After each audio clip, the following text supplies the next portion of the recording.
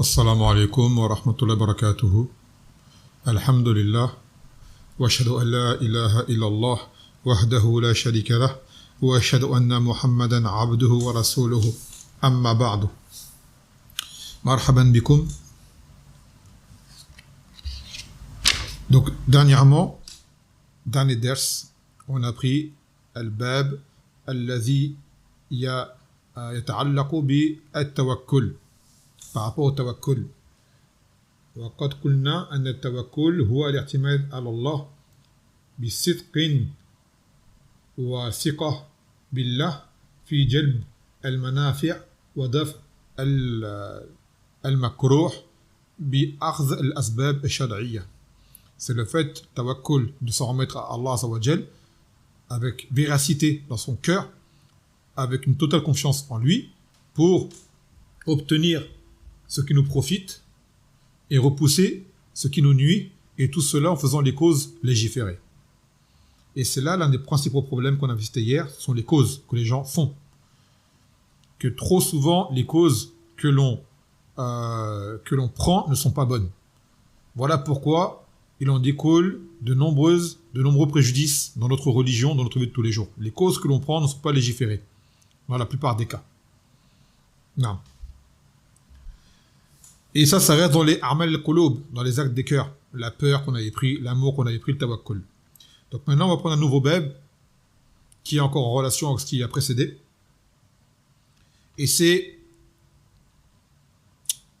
le sentiment que doit éprouver le mu'min de ne pas désespérer, tout comme il ne doit pas se sentir à l'abri. Yani bin al-khawf wa raja. Il est entre l'espoir et la peur. قال باب قول الله تعالى أفأمنوا مكر الله فلا يأمن مكر الله إلا القوم الخاسرون. Dans le sens où Allah dit, et se sont-ils à l'abri du stratagème d'Allah, et ne se sont à l'abri du stratagème d'Allah que le peuple de perdants. Le peuple de perdants. Donc ce verset vient pour nous montrer que Allah Azza wa Jal yamkur bima yamkuru, que Allah Azza wa Jal use le stratagème face à ceux qui en font de même en réalité. Et cela fait partie justement de la perfection, de retourner contre toi en tant qu'être humain, contre ton opposant, son propre complot. Ce qui prouve que tu es très intelligent. Quelqu'un ruse avec toi, tu retournes sa ruse contre lui. Et Allah Azza wa Jal, min sifatihi al-makr lakin bil muqabil. Parmi ses attributs, il y a celle du stratège. Cependant, cela ne se fait pas seul, mais qu'en contrepartie, bil muqabil, contre ceux qui également en font de même. Et l'auteur va en parler, bi'idhnillah ta'ala. Donc, يقول في الشرح الإجمالي, l'explication générale de ce verset. ينكر الله سبحانه وتعالى في هذه الآية الكريمة على أهل القرى وعلى كل من سار سيرهم، حيث أنهم لم يقدروا الله حق قدره ولم يخشوا استدراجه لهم بالنعم وهم مقيمون على معصيته حتى نزل بهم سخط الله وحلت بهم نقمته ونقمته. ثم يبين سبحانه وتعالى أنه لا يقدم على هذا الأمن إلا القوم الهالكون الخائبون. Dans ce verset, Allah Azza wa Jal réprimande les gens des contrées et ceux qui se comportent comme eux. Par rapport au verset où Allah, dans le sens avant, il dit وَلَوْ أَنَّ الْقُرَىٰ آمَنُوا وَاتَّقَوْا لَفَتَحْنَا عَلَيْهِمْ بَرَكَاتٍ مِنَ السَّمَاءِ وَالْأَرْضِ وَلَكِنْ كَذَّبُوا وَكَفَّرُوا فَغَضَبٌ بِمَا كَانُوا يَكْسِبُونَ. Dans le sens où Allah disait que si les gens des contrées avaient cru, alors on aurait ouvert sur eux des barakats. Cependant, ils ont démenti, donc on les a saisis pour ce qu'ils ont commis. Et ensuite, Allah Azza wa Jal cita le verset. Que ces gens-là, en fait, se sentaient à l'abri du stratagème d'Allah Azza wa Jal. C'est-à-dire que Allah Azza wa Jal, comment il s'y prend? Ce qu'on appelle istidraj. C'est-à-dire qu'Allah Azza wa Jal te laisse dans ton illusion, voire même te la nourrit, te faisant croire que tu es bien, en te donnant en te donnant ce que tu attends de lui, tout en étant désobéissant. Et là, il a dit, le Nabi sallallahu alayhi wa sallam, il a dit que lorsque tu vois le serviteur en désobéissance constante d'Allah Azza wa Jal, malgré cela tu le vois dans les délices, dans les bienfaits, sache que c'est un istidraj d'Allah, que Allah l'amène par étapes vers sa perdition, vers sa perte. Et ça, on le voit avec les koufars, à qui Allah Azza wa Jal leur donne de la dunya, ce qu'ils veulent. D'accord? Des beaux pays, de l'intelligence au niveau du matériel, la technologie, l'avancée technologique, dans la médecine, dans plein de domaines. Et ils se sentent forts. Ils se croient intelligents, ils se croient meilleurs, ils se croient favorables aux autres. Favorisés plutôt, on va dire, aux autres. Alors que non, ce n'est pas le cas. C'est pour les emmener mieux vers son châtiment. Donc ça, c'est un avertissement pour nous, les gens de l'islam. Quand on se voit dans la mukhalafat, en continu, on n'obéit pas à Allah Azza wa Jal, on le désobéit et on voit que tout va bien pour nous, il faut qu'on craigne. Tu vois que tu as la bonne santé, que tu as de l'argent comment dirais-je, à foison, que tu as tout ce que tu veux, tout ce que tu espères et que les gens t'envient même. Et pourtant, tu ne fais pas ce qu'Allah Azza wa Jal attend de toi. Et bien, pose-toi des questions à ce moment-là. Pourquoi ces choses-là me viennent alors qu'à la base, je mérite un châtiment ou autre? Et bien, ce châtiment, il est là, mais il n'est pas comme tu t'y attends.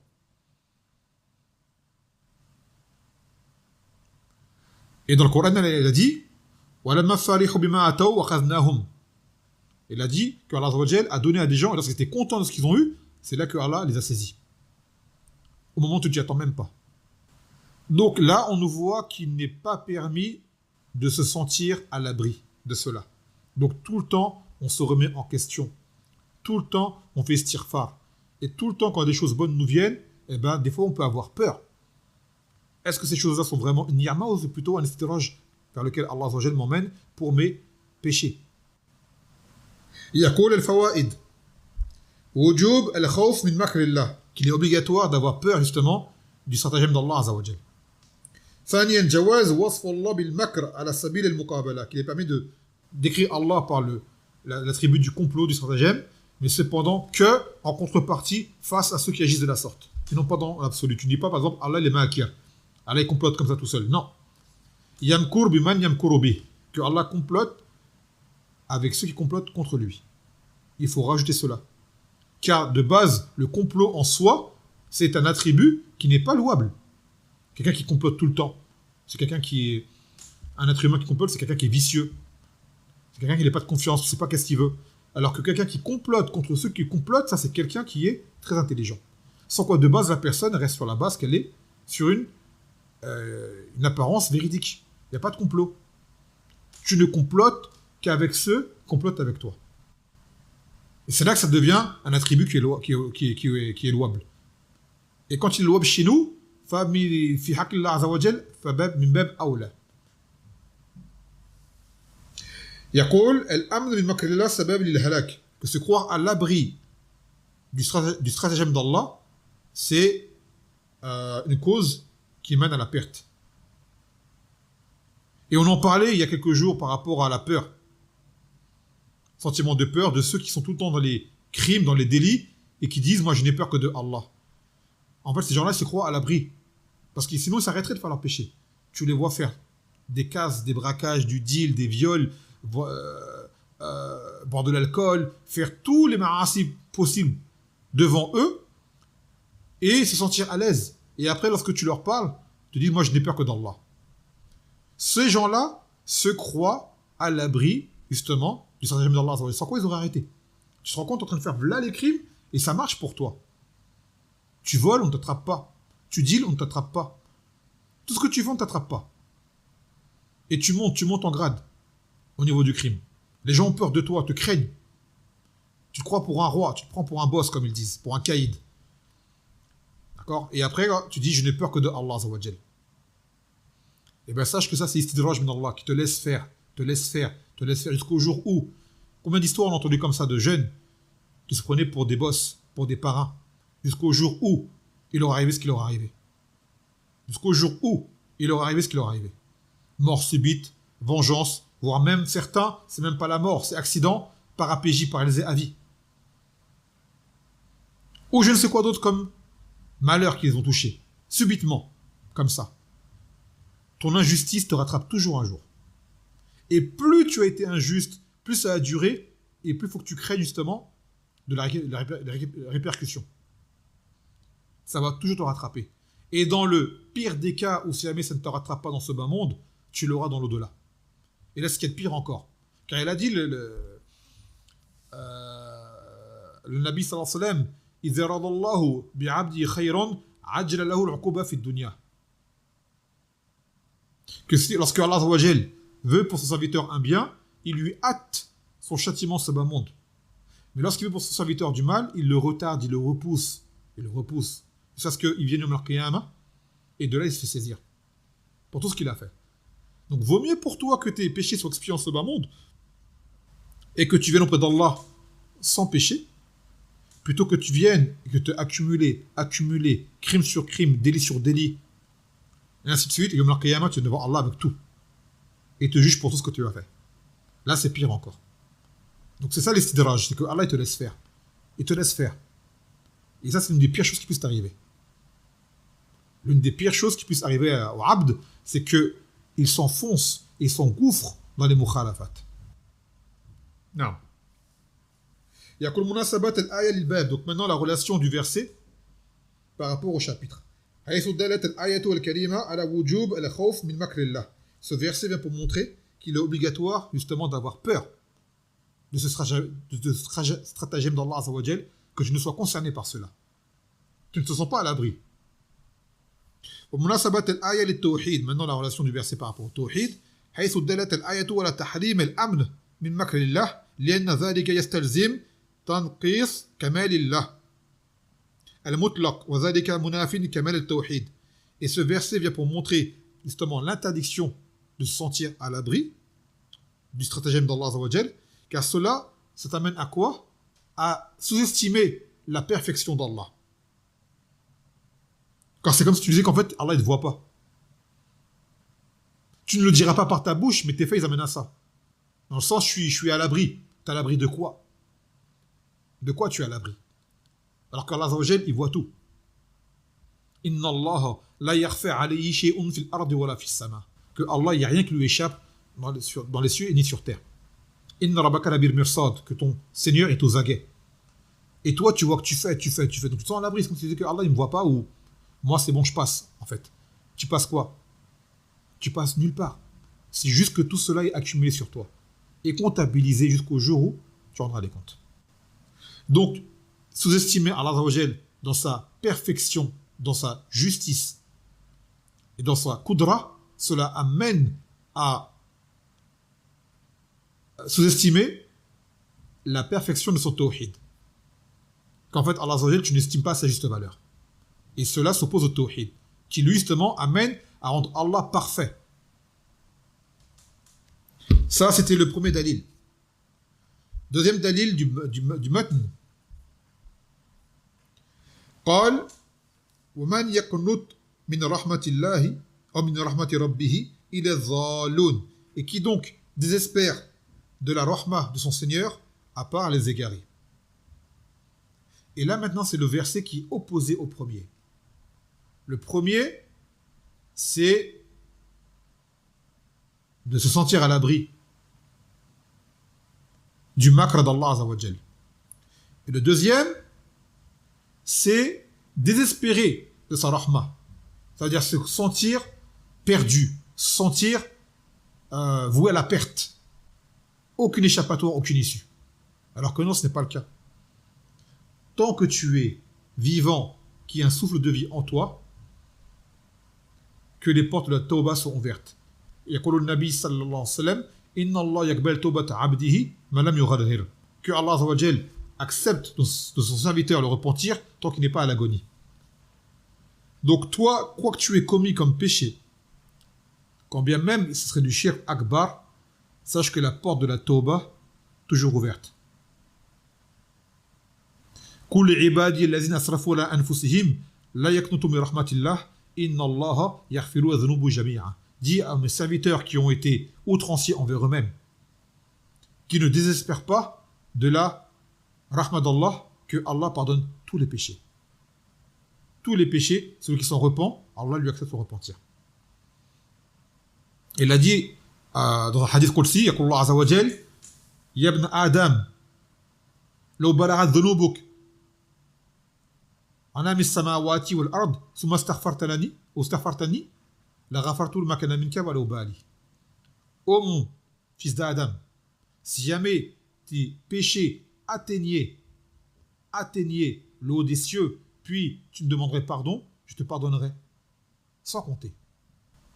Donc là, on voit que Allah Azza wa Jal, à l'opposé du verset précédent, nous appelle, voire même nous ordonne de ne pas désespérer de sa rahma.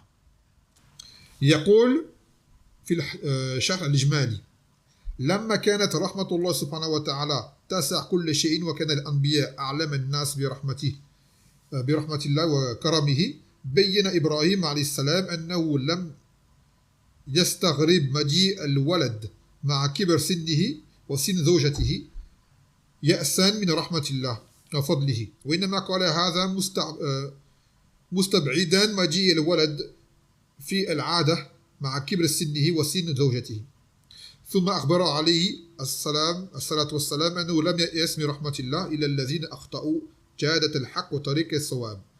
Donc là, ce verset est venu pour quelle situation? Pour celle où Ibrahim alayhi salam lui fut annoncé qu'il allait avoir un enfant. Et de là, il fut étonné. Lui, Ibrahim, sait que Allah est capable de toutes choses. C'est juste que c'est une chose qui sort du commun, qui est hors du commun, car il était un homme âgé et sa femme était une femme âgée. Donc normalement, à cet âge-là, il n'y a pas d'enfant. Et malgré tout, car il espérait avoir un enfant, il n'est pas d'enfant encore à ce moment-là. Puis lui fut octroyé Ismaïl, qui fut son premier fils. Et c'est lui le Zabih, celui qui a reçu Ibrahim, qui a reçu l'ordre de l'égorger. Et finalement, cela lui a été épargné. C'est Ismaïl. Contrairement aux Yahoud qui disent que c'est Ishaq. C'est Ismaïl, le Zabih. Donc il y a des choses qui peuvent t'étonner, mais il faut que tu saches que Allah Azza wa Jal est capable de toutes choses. Donc tant que tu demandes une chose qui est réalisable et qui est profitable, alors demande. Et ne te dis pas c'est impossible. Ne te dis pas c'est impossible. On parle dans les choses, bien sûr, qui sont du commun et qui sont utiles. Par exemple, ne dis pas, Ya Rabbi, fais-moi voler comme un oiseau. Ça, Allah a décrété que l'homme ne volera pas. Bien que des gens, Allah peut leur accorder le miracle de voler. Mais, toi, avec tout ce que tu as à faire en ce bas monde, t'as que ça à faire de demander à Allah qui permette de voler dans les airs comme un oiseau. Demande-lui le pardon.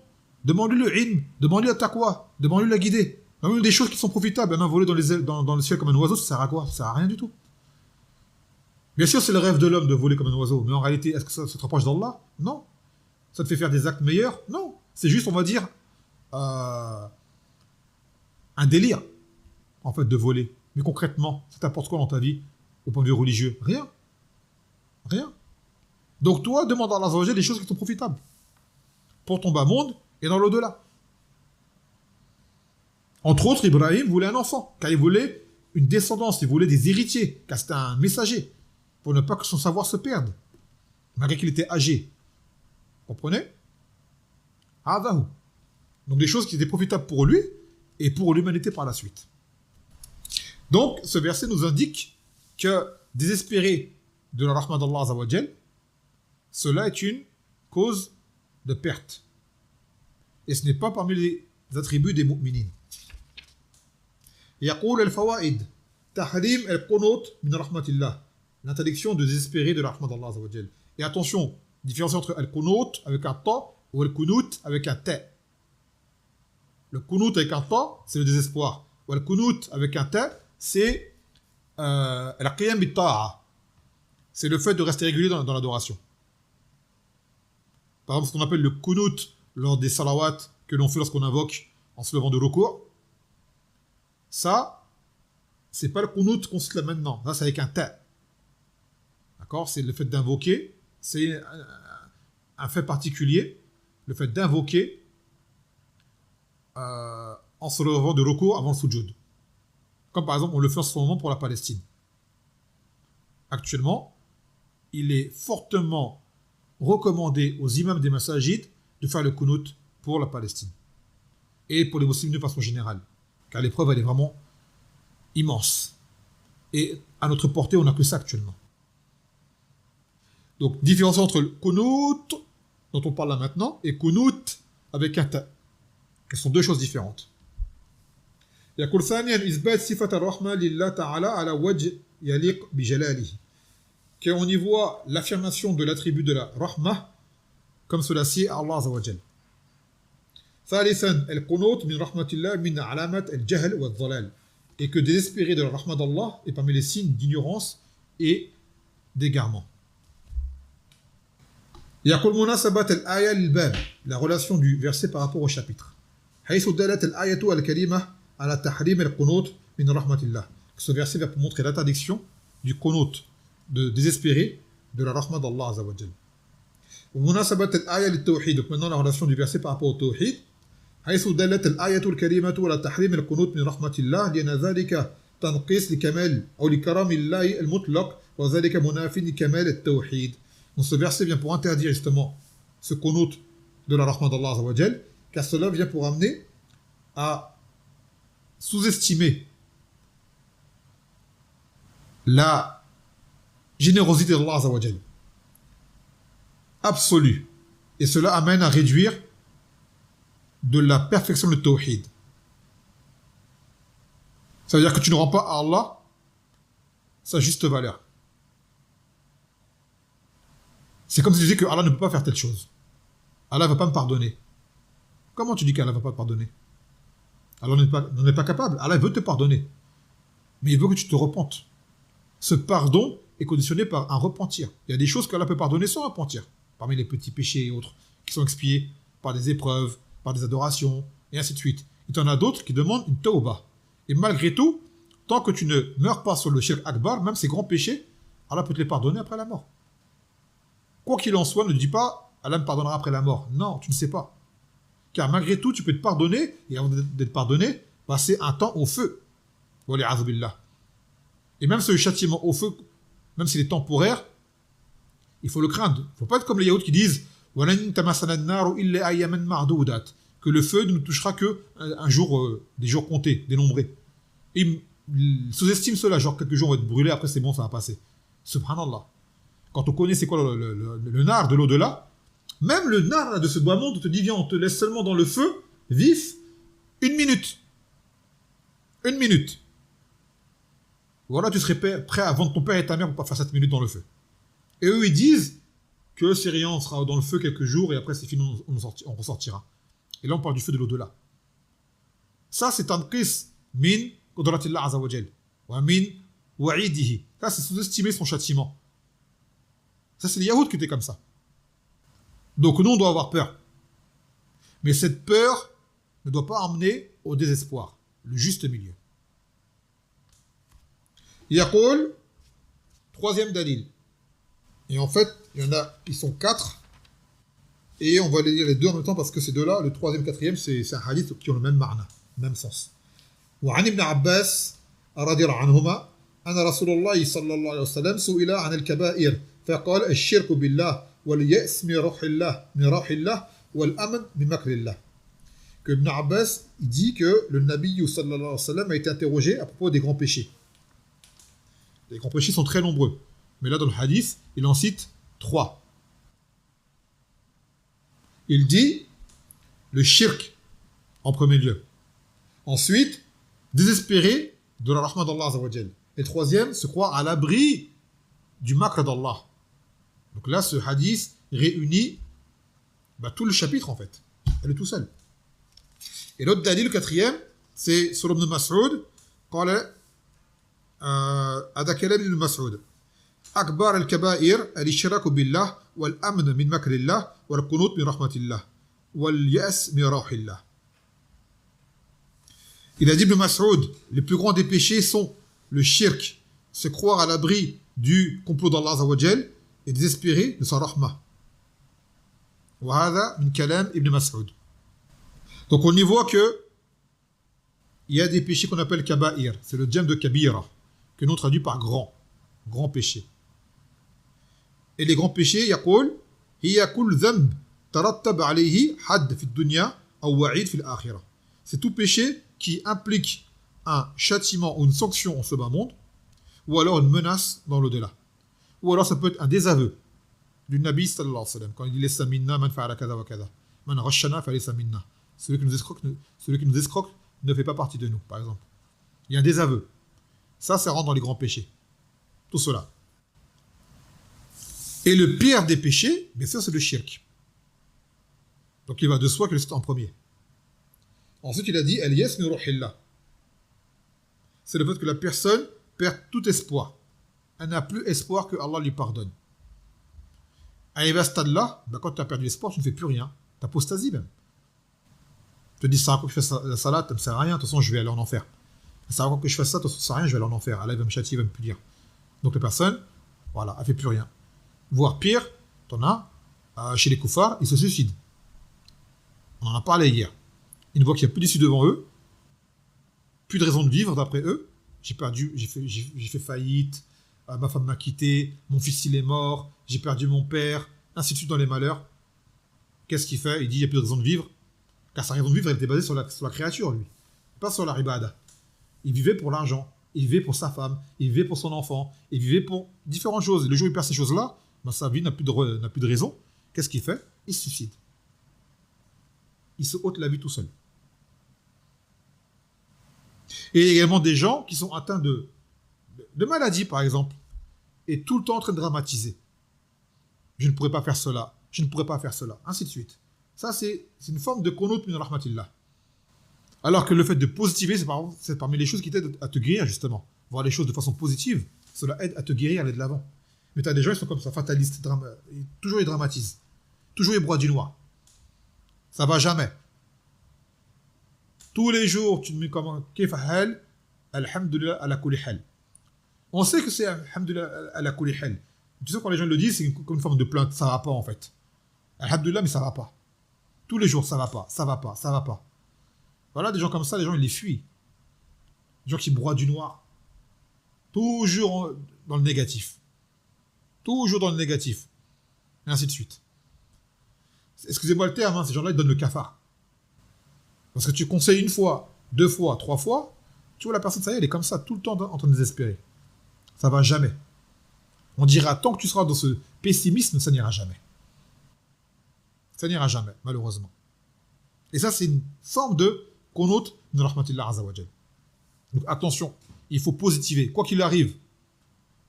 Il a dit, le Nabi sallallahu alayhi wa sallam, ana nasr ma'a al-sabr. Il a dit que la délivrance vient après la patience et que le soulagement vient après l'affliction et qu'après la difficulté vient la facilité. Toujours, c'est une promesse du Nabi sallallahu alayhi wa sallam. Avant cela, Allah, inna ma'al usri yusra, inna ma'al usri yusra. Toujours, il y a une épreuve, mais il y a la délivrance derrière. Donc, positiver et passer l'épreuve la tête haute en craignant Allah Azza wa Jal, sans prendre de mauvaises causes, de mauvais chemins et avoir de mauvais sentiments. Donc là, on y voit que ces choses-là sont parmi les pires des péchés. Maintenant, ce hadith-là ne cite pas ces péchés-là qui sont les grands seulement. Il y en a plein d'autres, ces péchés. Les grands péchés, il y en a plein d'autres. Et le Nabi sallallahu alayhi wa sallam souvent été interrogé dans différentes situations en disant c'est quoi les pires des péchés. Il cite à ceux-là et à d'autres moments d'autres péchés. Et il a dit Antaqtulu waladak que tu tues ton enfant par peur qu'il mange avec toi. Ou que tu forniques avec la femme de ton voisin. Ou il a dit le sihr, le fait d'accuser les femmes chastes de fornication. Dans plusieurs hadiths, il est interrogé sur les kaba'ir. Des fois il cite cela, à un autre moment il cite autre chose, ainsi de suite. Les kaba'ir sont très nombreux. D'ailleurs, l'imam al-Zahabi, il a fait son livre qui s'appelle Al-Kaba'ir, dans lequel il cite beaucoup de Kaba'ir. Même l'auteur de Kitab Tawhid, il a un livre qui s'appelle Al-Kaba'ir, dans lequel il cite Al-Kaba'ir. Peut-être qu'un jour, Inch'Allah, si Allah nous le permet, on le lira ensemble, pour se le rappeler. Donc ne pas se dire que c'est ça le Kaba'ir seulement. Ça, c'est certains Kaba'ir. Certains Kaba'ir. Et parmi les pires, de se croire à l'abri du makr d'Allah. Et le deuxième, c'est le contraire, de désespérer de la rahma d'Allah Azza wa Jal. Et tout cela vient à ne pas estimer Allah à sa juste valeur. Donc cela s'oppose au tawhid, qui est le fait de parfaire Allah Azza wa Jal dans ses attributs. يقول من الفوائد من هذه الأحاديث انقسام الذنوب إلى كبائر وصغائر, que les péchés se divisent en grands et petits. Et malgré qu'ils soient petits, les frères et les sœurs, il ne faut pas sous-estimer dire c'est qu'un petit péché. Il l'a dit Ibn Abbas, La tanzuru il sigar dhunubik wanzur il kibar alladhi ta'si. Ne regarde pas la petitesse de tes péchés, mais regarde la grandeur de celui à qui tu désobéis. Et quand tu sais que Allah Azza wa Jal, tu le connais et tu le crains, crois-moi que même un petit péché peut te traumatiser et te faire peur. Et vous savez, les petits péchés, c'est comme des fagots de bois. 1, 2, 3, 4, 5, quand ça prend feu, c'est un incendie général. Donc ne pas le sous-estimer, dire c'est qu'un petit péché, ça reste toujours un péché. Et que Allah n'aime pas les péchés qui soient grands ou petits. Tous. Mais, alhamdoulilah, par sa rahma, Allah a mis des causes pour que les petits péchés, on les fait à outrance tous les jours, même sans s'en rendre compte. D'où le fait de faire les istighfar au quotidien. Le Nabi sallallahu alayhi wa sallam lui-même, à qui les péchés étaient pardonnés, dans son passé, dans son futur, il a dit que je demande pardon à Allah, je me repentis chaque jour au moins 100 fois. Alors que dire de nous?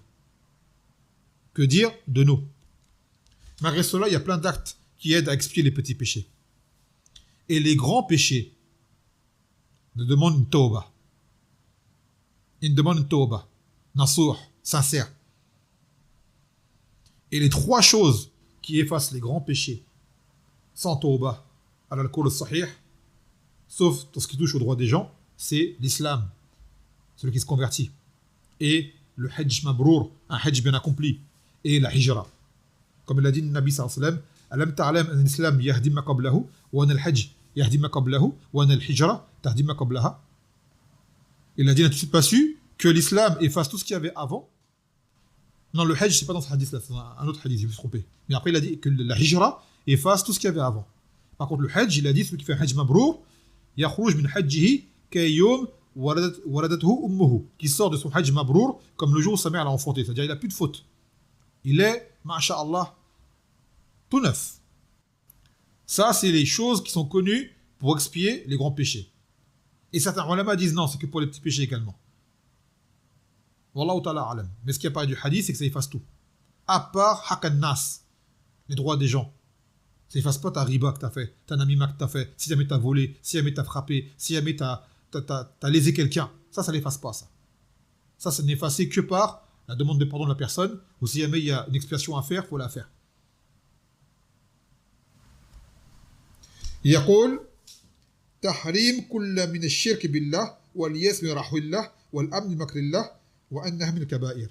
L'interdiction du shirk, du désespoir de la rahma d'Allah et de se sentir à l'abri du makr d'Allah. ثالثا وجوب الجمع بين الخوف والرجاء من الله. L'obligation de réunir entre la peur et l'espoir d'Allah Azza wa Jal. رابعا إثبات صفة الرحمة لله على وجه يليق بجلاله. Et qu'on y voit l'affirmation de la sifa de la rahma d'Allah Azza wa Jal comme cela lui sied et lui convient. خامسا جواز وصف الله بالمكر بمقابلة الماكر.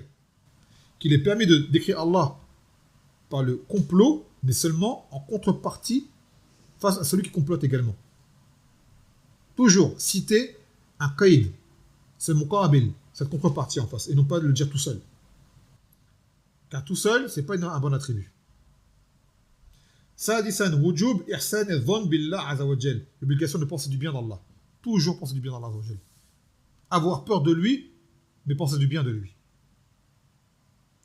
Munasabat al-hadith al-bab, la relation du hadith pour le chapitre. حيث دل الحديث على وجوب الجمع بين الرجاء والخوف من الله سبحانه وتعالى. Ce hadith vient pour montrer l'obligation de joindre entre l'espoir et la peur d'Allah Azza wa Jal. ومناسبة الحديث التوحيد, la relation du hadith par rapport au tawhid, حيث دل الحديث على وجوب الجمع من الرجاء والخوف من الله لأن ذلك يثبت الكمال المطلق لله تعالى وهذا محقق لكمال التوحيد. Et ce hadith vient pour montrer l'obligation justement de joindre entre l'espoir et la peur d'Allah Azza wa Jal, car cela vient pour montrer la perfection parfaite, la perfection totale, on va dire absolue, d'Allah Azza wa Jal, et cela aide justement à affirmer le tawhid. Et après l'auteur cita justement l'exemple que donnent souvent les ulama entre la peur et l'espoir, que le mu'min doit être entre les deux, à la même manière qu'un oiseau a deux ailes. Et lorsqu'il perd une des ailes, qu'est-ce qui se passe? L'oiseau, il tombe. L'oiseau ne peut voler qu'avec deux ailes, avec un équilibre. Et bien le mu'min, c'est pareil. Sa foi ne se stabilise qu'avec un équilibre entre la peur et l'espoir. Et en fonction de certaines situations, il peut faire dominer l'un sur l'autre. Lors des péchés, avoir peur pour demander pardon, en gardant la touche d'espoir que Allah nous pardonne. Et lors de la mort, proche de la mort, garder l'espoir qu'Allah nous pardonne. Non. Et on vous rappelle pour demain la muhadara, conférence qui y aura lieu, pour le sujet du travail de la femme en islam. Sujet qui a fait tant de polémiques et qui a amené malheureusement à beaucoup de problèmes dans les couples. Donc on en parlera, Inch'Allah Ta'ala, en lisant en fait une fatwa de Sheikh al-Fawzan avec un ta'liq dessus. Biznillah Ta'ala. Et ça sera à la même heure que le ders, c'est-à-dire à 19h, heure de France. طيب نكتفي بهذا القدر فسبحانك وبحمدك لا إله إلا أنت أستغفرك وأتوب إليك والسلام عليكم ورحمة الله وبركاته.